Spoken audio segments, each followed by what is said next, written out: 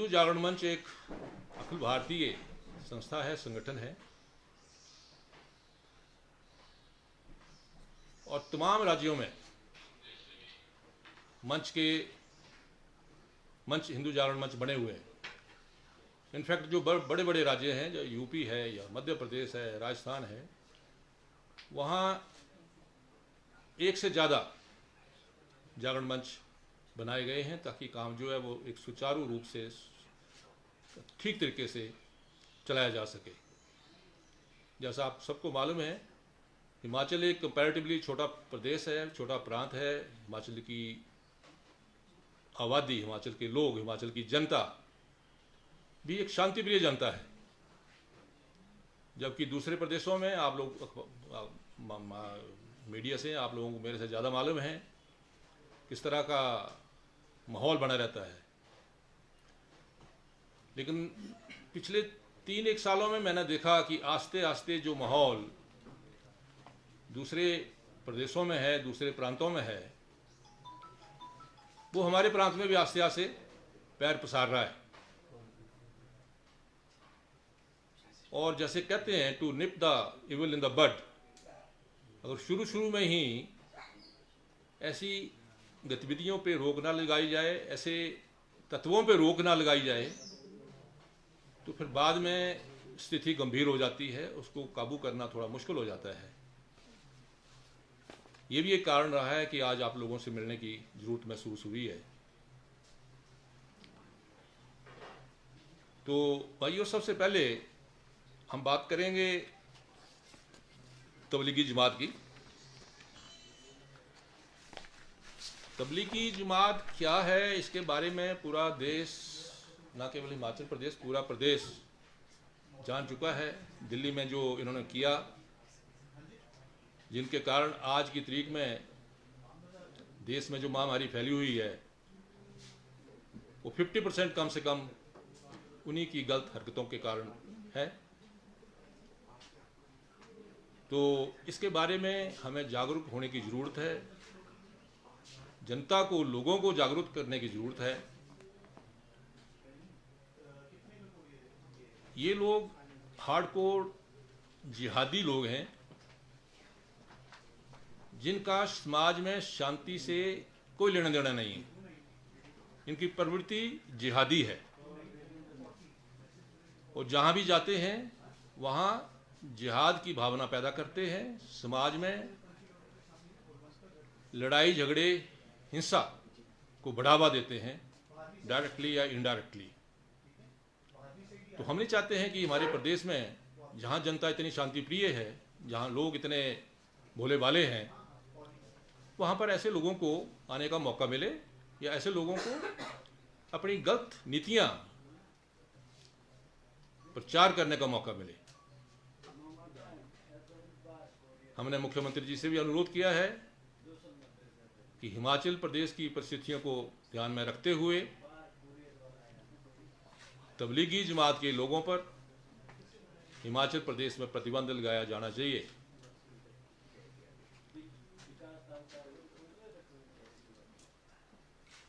ऐसे लोगों का हिमाचल प्रदेश में आना शांतिपूर्ण एटमॉस्फेयर में के बराबर है। हो सकता है आज वो आपको नजर ना आए, लेकिन अगर हमने ऐसे एलिमेंट्स को, ऐसे तत्वों को नहीं रोका, इनके ऊपर रोक नहीं लगाई, तो आने वाले समय में ये गंभीर समस्या प्रदेश में खड़ी हो सकती है। दूसरा मुद्दा जो हमें चिंतित करता है वो है प्रदेश की डेमोग्राफी का। वैसे हिंदू बाहुल्य देश, उसी प्रकार हमारा प्रांत हिंदू बाहुल्य प्रदेश है। आप सबको मालूम है, प्रदेश में एक सोचे नीति के अनुसार तरीके से प्रदेश की डेमोग्राफी को बदलने की कोशिश की जा रही है। हमें जागृत होना जरूरी, जनता को जागृत करना जरूरी।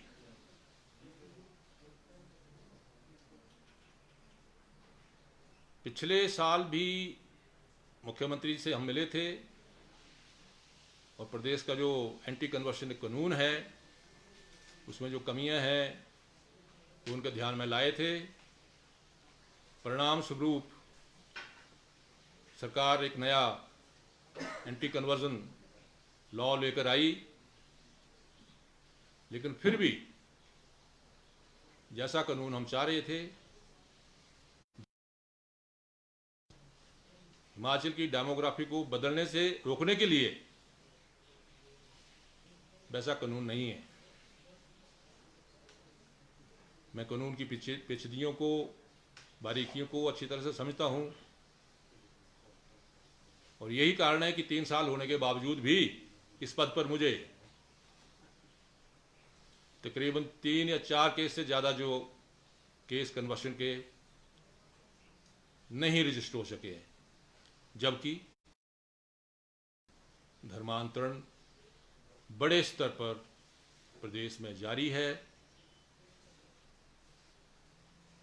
प्रदेश की गरीब जनता को, प्रदेश के गरीब भोले वाले लोगों को लोभ लालच देकर के, चुपचाप तरीके से धोखा देकर एक्चुअली उनको बेवकूफ बना करके धर्मांतरण किया जा रहा है।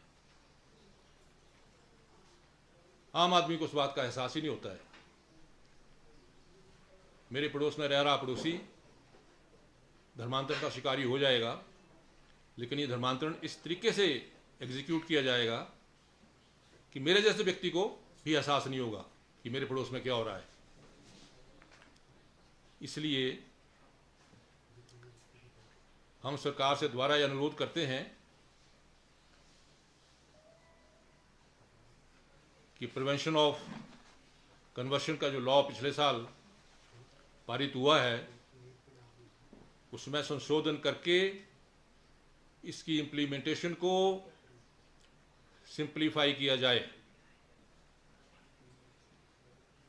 आज की तारीख में जैसे मैंने कहा, ना केवल मुकदमा दर्ज करना मुश्किल बल्कि उसकी कन्विक्शन कराना next to impossible. Abnormal situations demand abnormal steps.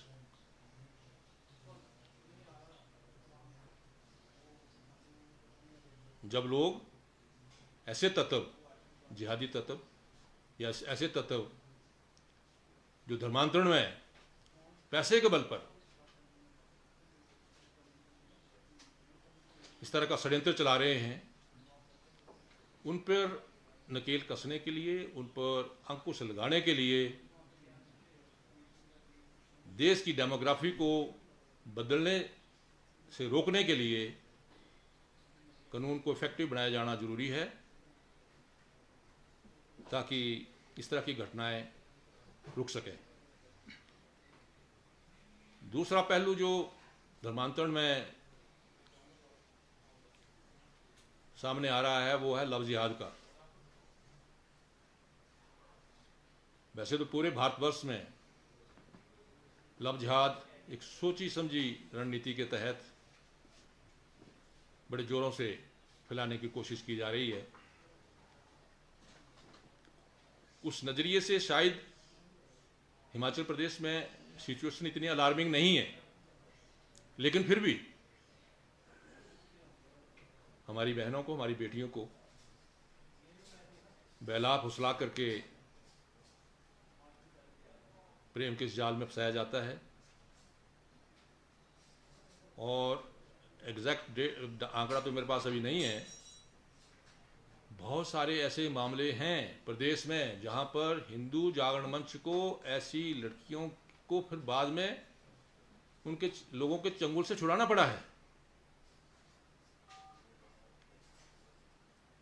यहां तक कि जे.एंड के बारामूला से जाकर के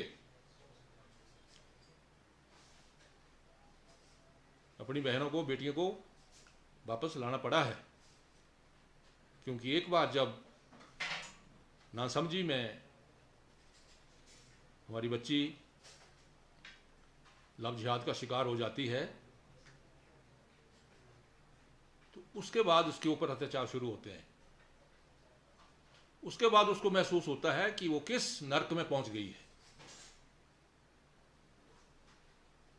तो हम कोशिश करते हैं बाद में जो जो मामले हमारे ध्यान में आते हैं, हमारे संज्ञान में आते हैं, हम यथासंभव ऐसे बच्चों को वापस लाने की कोशिश करते हैं। तो ये भी राज्य प्रांत की डेमोग्राफी को चेंज करने का एक नज़रिया है, एक तरीका है। इसके बारे में भी हम जनता को जागरूक करते रहते हैं, आपके माध्यम से भी करना चाहेंगे। एक और जो पॉइंट बार बार सामने आता है, विशेष करके शिमला में या मंडी में या धर्मशाला में, जहाँ पर कॉन्वेंट स्कूल्स हैं, हमारे बहुत सारे भाई बहनों के बच्चे वहाँ पढ़ते हैं। ठीक है, कॉन्वेंट स्कूल में as a education, as a centre of education बच्चे जाएं, बच्चे पढ़ें, लेकिन बच्चे जब स्कूलों में, ऐसे स्कूलों में जाना शुरू करते हैं तो उनकी एज जो उम्र है बड़ी नाजुक होती है। और इन स्कूलों में वेरी डेलिकेटली बच्चों के दिमाग में क्रिश्चियनिटी के बारे में बीज बोने शुरू किए जाते हैं। ऐसे बच्चे जो तकरीबन 10 से 12 साल स्कूलों में रहेंगे पढ़ाई खत्म करने तक, जब रोज इस तरह की छोटी छोटी थोड़ी थोड़ी डोज उनको दी जाएगी तो 10-12 साल में तो भला चंगा व्यक्ति जो है वो इंडोक्ट्रिनेट हो जाता है।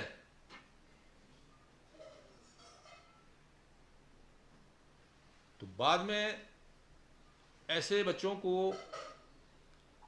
आसानी से धर्मांतरण का शिकार बनाया जा सकता है। हमें इस खतरे को समझना है, खुद जागरूक होना है, अपने हिंदू समाज को जागृत करना है, क्योंकि देखने में आया है कि हम अपने कामों में इतने व्यस्त रहते हैं और इन स्कूलों का जो होमवर्क है वो इतना ज़्यादा होता है कि पेरेंट्स जो हैं वो शाम का टाइम उनको समझाने में, ना उनको होमवर्क कराने में लगा देते हैं, और इस तरफ ना उनको इस चीज़ का इल्म होता है, ना ज्ञान होता है, और ज्ञान होता भी है तो टाइम नहीं होता इस इंडोक्ट्रिनेशन को काउंटर करने का। अगर बच्चा शाम को देखे माता पिता पूजा कर रहे हैं, माता पिता आरती कर रहे हैं, सवेरे देखे माता पिता पूजा कर रहे हैं, आरती कर रहे हैं, सूर्य को जल दे रहे हैं, या जो हमारी और परंपराएं हैं उनको निभा रहे हैं, तो बच्चे के दिमाग में चीज़ें बैठती रहती हैं। लेकिन आजकल के समाज में इतनी तेज दौड़ लगी हुई है कि ये सब करने के लिए शायद टाइम नहीं मिलता है, और उधर स्कूलों में बड़े सुनियोजित तरीके से सिस्टमैटिकली इस चीज़ को प्लान किया जा रहा है। तो आने वाले समय में प्रदेश की डेमोग्राफी को बदलने में ये भी बहुत बड़ा फैक्टर जो सामने होने वाला है। और इन्हीं चीज़ों को देखते हुए हमने मुख्यमंत्री से भी अनुरोध किया है कि प्रदेश में जल्दी से जल्दी एनआरसी को लागू किया जाए।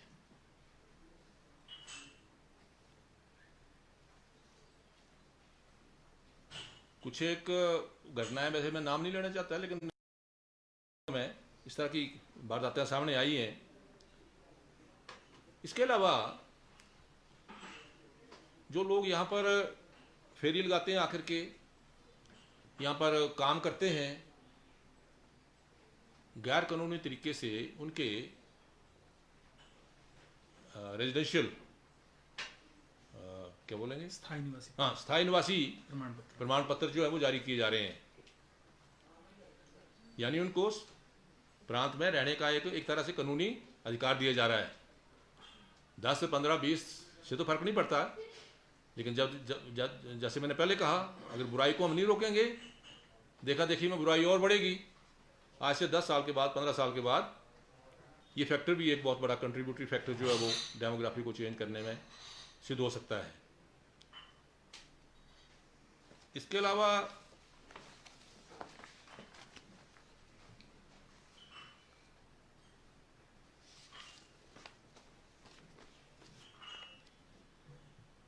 कुछ एक और इशू हमारे ध्यान में आए हैं, जैसे कि कुछ लोग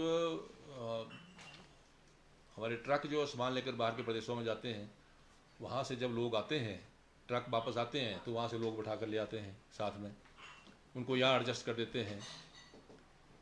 तो हमने सरकार से अनुरोध किया है कि ऐसी जो हमारे प्रदेश के बैरियर हैं, एंट्री पॉइंट हैं, बाहर से आने वाले लोगों की ठीक वहाँ पर वेरिफिकेशन होनी चाहिए, चाहे वो गाड़ियों में आ रहे हैं, ट्रकों में आ रहे हैं, बसों में आ रहे हैं, कैसे भी आ रहे हैं, उनके ऊपर एक अंकुश होना चाहिए।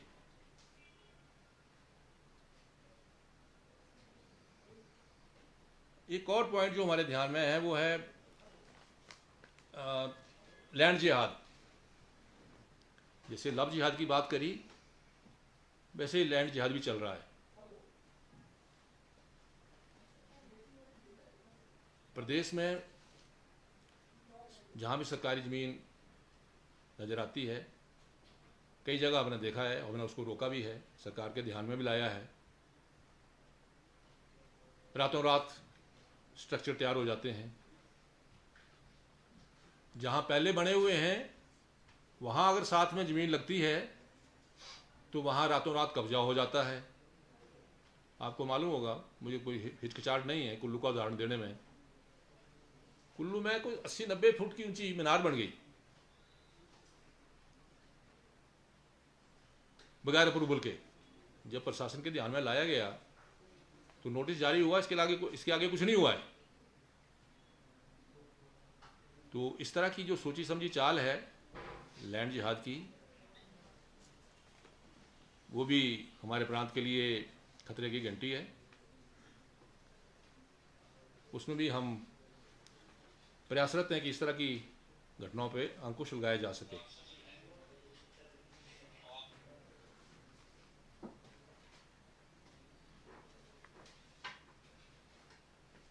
हमने ये भी, हम सरकार से ये भी अनुरोध करते हैं और साथ में मांग करते हैं कि जितने मदरसे हैं प्रदेश में, हमें कोई इतराज नहीं, मदरसे चलाओ,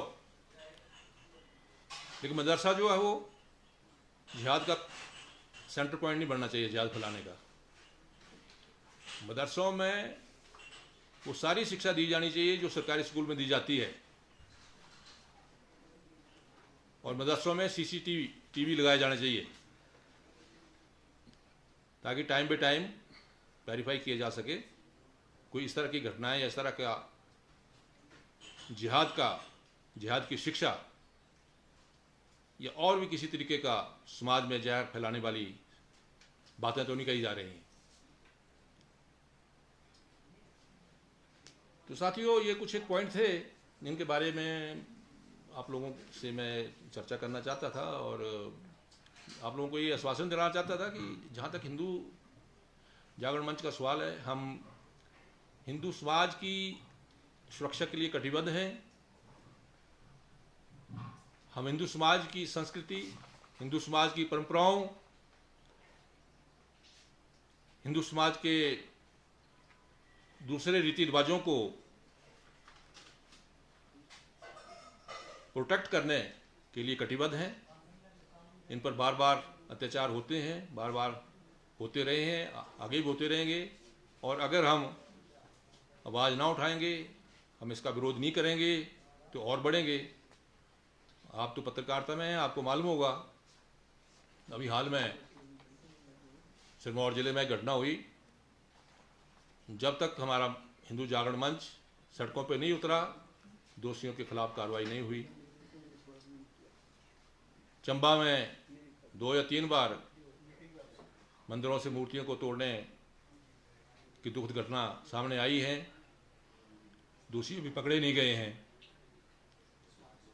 तो इसलिए मैं आपको बताना चाहता हूं कि जहां तक हिमाचल प्रदेश हिंदू जागरण मंच का सवाल है, हिंदू समाज की भावनाओं की जहां अनदेखी होगी, हम आवाज़ उठाएंगे।